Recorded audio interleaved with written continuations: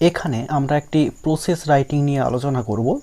Preparation of mango pickle অর্থাৎ আমের আচার কিভাবে তৈরি করা হয় সেটির ওপর আমরা প্রসেস রাইটিং রেডি করব। তো চলো শুরু করা যাক। সবার প্রথমে আমরা পয়েন্টসগুলো দেখে নেব। প্রথমে রয়েছে কালেক্টিং অর বাইং ম্যাঙ্গোজ, অর্থাৎ আম কেনা হয় অথবা অন্য কোথাও থেকে সংগ্রহ করা হয়। এরপরে রয়েছে sorting and removing rotten ones. Sorting অর্থাৎ ভালোগুলো বেছে নেওয়া হয়, অ্যান্ড রিমুভিং রটন ওয়ান্স এবং যেগুলো পচা আম সেগুলোকে বাদ দিয়ে দেওয়া হয়। এরপরে রয়েছে ক্লিনিং, পরিষ্কার করা হয়, যেগুলো ভালো আম সেগুলোকে পরিষ্কার করে নেওয়া হয়। এরপরে রয়েছে কাট ইনটু পিসেস, অর্থাৎ পিস পিস করে কেটে নেওয়া হয় আমগুলোকে। এরপরে ড্রাইড, শুকনো করা হয়।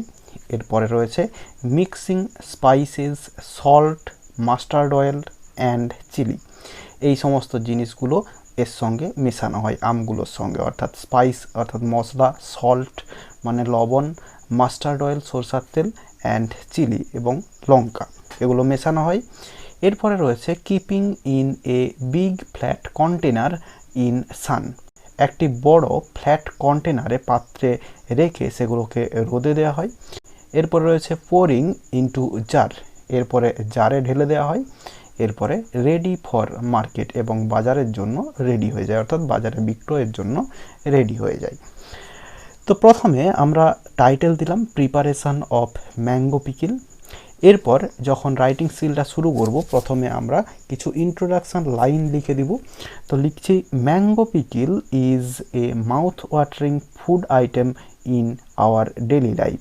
বলছে ম্যাঙ্গো পিকিল, আমের আচারটা হয় এ মাউথ ওয়াটারিং অর্থাৎ মুখে জল এনে দেওয়ার মতো ফুড আইটেম, খাবারের একটা item in our daily life, আমাদের প্রত্যহ জীবনে।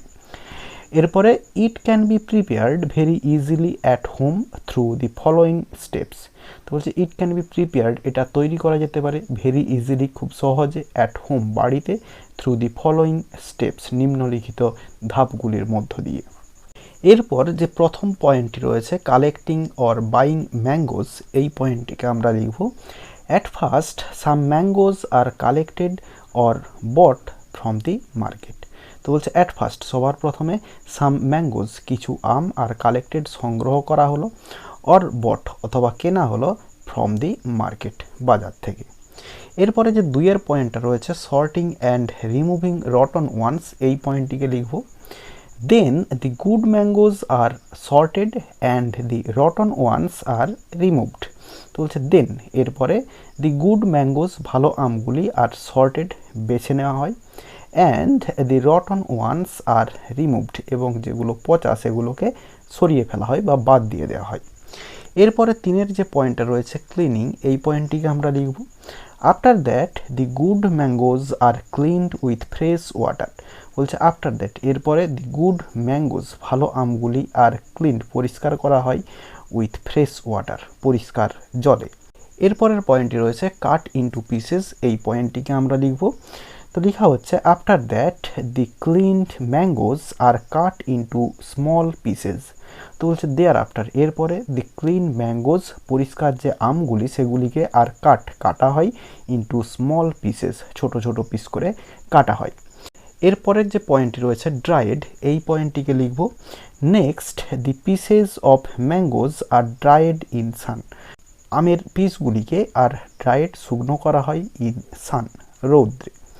এরপরের পয়েন্ট রয়েছে mixing spices, salt, mustard oil and chilli, এই পয়েন্টটিকে আমরা লিখব, then spices, salt, mustard oil and chilli are mixed with the pieces in a right proportion.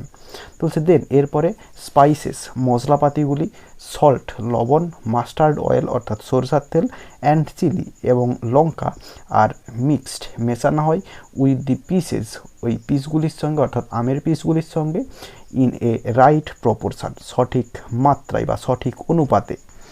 এরপরের পয়েন্টটি রয়েছে keeping in a big flat container in sun, এই পয়েন্টটিকে লিখব, after that keeping in a big flat container the mixture is kept in the sun for some days.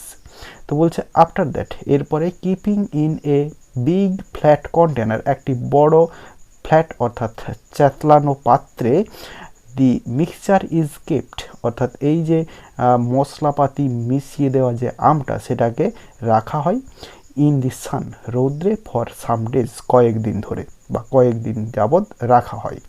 এরপরে রয়েছে pouring into jar, এই পয়েন্টটিকে আমরা লিখব at last it is poured into jars, at last অবশেষে ইট ইজ পোর্ড এটিকে ঢালা হয় বা ঢেলে রাখা হয় ইনটু জার্স জারগুলিতে। এবং লাস্ট যে পয়েন্টটি রয়েছে রেডি ফর মার্কেট, এই পয়েন্টটিকে আমরা লিখব এখন now the mango pickle is ready to be sold in market. তো বলছে নাও এখন দি ম্যাঙ্গো পিকিল আমের আচারটি ইজ রেডি তৈরি হয়ে যায় টু বি সোল্ড বিক্রয়ের জন্য ইন মার্কেট বাজারে। তো এইভাবে প্রিপারেশান অফ ম্যাঙ্গো পিকেলের যে প্যারাগ্রাফ বা রাইটিং স্কিল বা প্রসেস রাইটিং এটি শেষ হয়ে যাবে।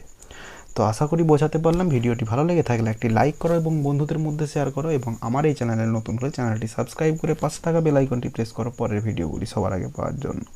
এই ভিডিওতে এতটাই, দেখা হবে নেক্সট ভিডিওতে। ভালো থাকো সবাই, ধন্যবাদ।